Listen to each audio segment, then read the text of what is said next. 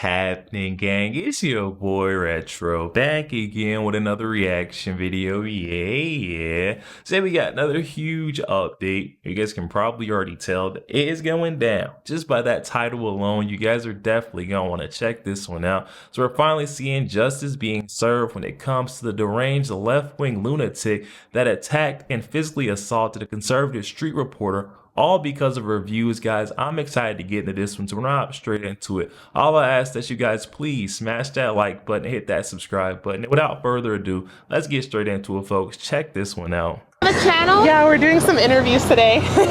We're asking people's opinion today on Planned Parenthood. Are you familiar with them? Yes. Okay. And do you know what they provide? Yes, abortions. Planned Parenthood gets nearly $700 million of our taxpayer money every year. 700 million. I mean, honestly, I can't go against Planned Parenthood. What happens in an abortion? They literally suck the life out of you. They're gonna take the whole baby out, and as they should. You don't get to kill the baby just because their dad didn't want them. You can. Should we kill the kids in foster care? And why not? If I don't want to have a baby, I should have the choice. Just don't have sex. That's not even logical. It is.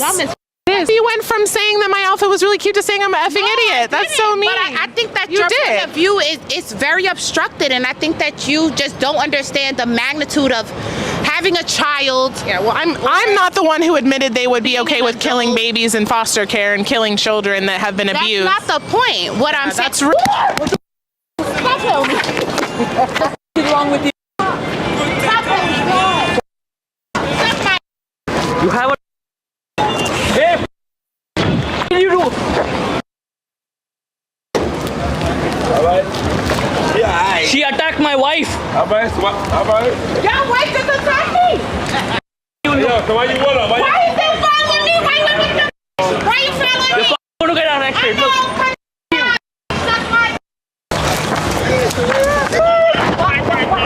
Don't worry. She just punched me in the face. We were just doing a street interview with my camera and everything was fine for over 20 minutes or however long we were filming, and then she just punched me in the face. The violent left strikes again. And this wasn't a scuffle, it wasn't a fight where both people were engaged. No, it was an unhinged emotional explosion by somebody who couldn't handle being disagreed with. She lost control, lashed out, and in typical leftist fashion, she thought that, there'd probably be no consequences, right? We're in far-left New York, therefore we can bash the fash all we want. But unfortunately for her, the internet quickly identified the assailant as Brianna Rivers, and that's where the second part of this story comes in. Like I was mentioning earlier, it's always the same MO with these violent leftists. Commit an act of political terrorism or violence, and then once the consequences hit, I'm the victim. She posted this video after she was identified. People were saying in a lot of the comments that I walked up to her like I'm a clout chaser. I was trying to get on the mic. I was looking for a platform to speak on. That's not true at all. I am genuinely friendly and genuinely spread love. The initial approach was cool. It was going smooth. She invited me to be on her channel. So she goes, oh, hey, Vera, do you want to do an interview? A professional reporter. They ask questions, they collect data, you move on. As I first approached, her body language was, friendly, welcoming, very professional. As the interview went on, her demeanor kind of switched and her body language changed to condescending and confrontational. As I attempted to explain one answer to a question, she continued to rapid fire questions, causing my answers to become overlapped and left open for misinterpretation because I was not able to completely explain what it was that I was saying. And I truthfully was not in the right state of mind, so it was just not coming together the way that it should have. Savannah continuously interrupted my thoughts and she rage baited me by attempting to dictate what I was saying. There's even a point in the interview where I throw up the peace sign as a silent goodbye, and Savannah, like the temptress of trouble she is, continued to flip my words on this very slippery subject. Wait, I'm sorry guys, I don't like to get in the middle of this, but she's the victim now? I'm trying to figure out how she assaulted her just for her words, her political views, and now she's the victim? Oh my.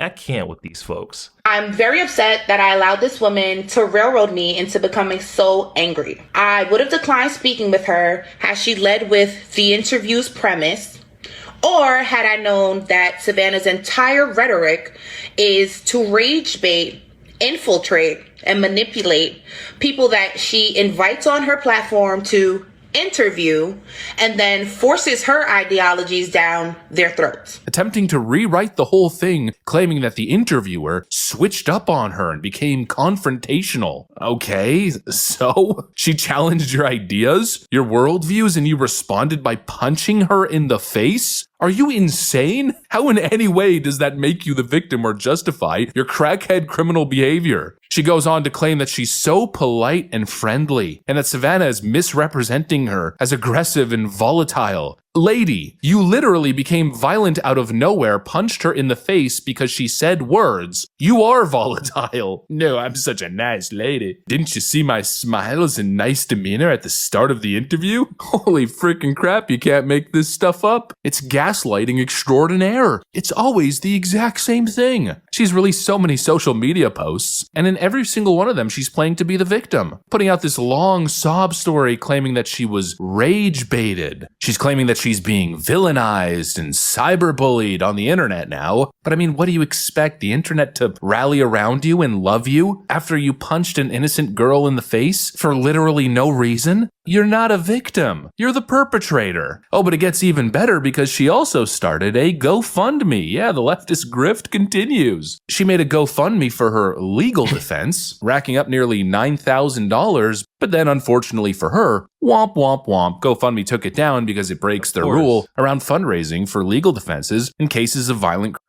I want to know who gave her $9,000 though. Those folks are just as bad as what she is. Why would you support someone knowing that she's clearly the aggressor, not the victim at all? They antagonize her in every single situation. I mean, however you want to play this out, she's not the victim. I'm trying to figure it out. Who donated their hard-earned bucks to this? That's disgusting. Criminal acts, including assault. It's just a series of unfortunate events, right? And now to conclude the story, I guess the legal system isn't buying her victim act, because as we're learning now, just yesterday, or as you're seeing this video, 2 days ago, the NYPD has officially brought her in custody. And we got the charges here from the New York State Unified Court System, showing her top charge with assault with intent to cause physical injury. In other words, an absolute faffo. It's a culture of victimhood and violence, friends. And clearly we cannot view this one situation in isolation. It's not just the Breonna Rivers story. No, the behavior is part of a much bigger pattern. It's a story of skyrocketing left-wing political violence. Not just random violence, but justified, celebrated, ideologically driven violence. I mean, just take a look at this headline from Fox News. New bombshell study reveals assassination culture spreading on the left under President Trump. Study data links rising support for President Trump's assassination to online extremism and left-wing radicalization. Look at the data on this chart. 55% of left-wing respondents in their survey said assassinating Trump would be at least somewhat justified, 48% said the same thing about Elon Musk, and nearly 40% said attacking Tesla dealerships is justified. We're not talking about a fringe minority anymore. This is mainstream leftist thought. It's the natural result of platforms like Blue Sky, TikTok, and Reddit, where this belief is promoted that anybody you disagree with isn't just wrong, but they're dangerous and must be treated as a threat, and therefore dealt with violence. The left has spent the last decade glorifying victimhood, enabling delusion, and convincing people that emotional discomfort equates to oppression. Yo, there we have it, guys. That one coming from our friend Liberal Hive Mind. I'll definitely be sure to leave that original video link down in the description box below. For those who want to go over there, check that entire thing out.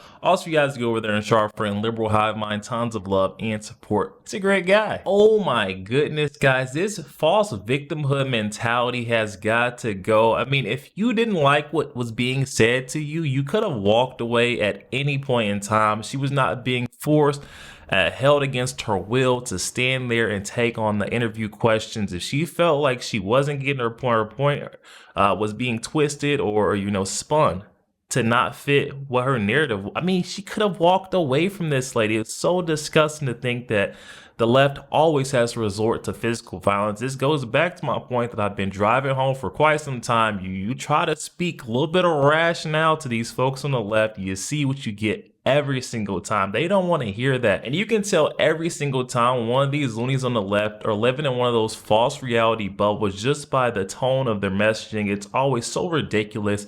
You heard this Breonna Rivers character saying that it was okay for the euthanization of children in foster care. I mean, what? How does that, in what world is that all right? I mean, if you don't want kids, there's ways to go about that. I mean, practice abstinence, use protection.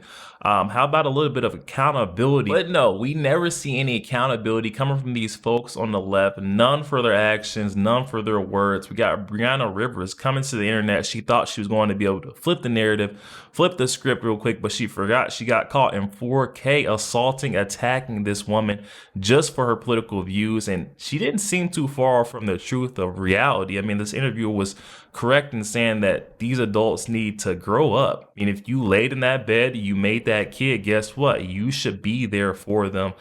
Stop running away from your responsibilities. But no, Brianna Rivers takes to the internet, gets absolutely roasted, calls herself a victim now, saying that she's being bullied on the internet because of this interview. No, it's because of the way you handled yourself in this interview. I could almost guarantee this interview would not have got this amount of coverage had you just kept your hands to yourself. So glad to see we got some charges finally coming for one of these left-wing loonies, liberal activists. We've seen so many attacks being launched now just because they've lost so much. They're at rock bottom's basement.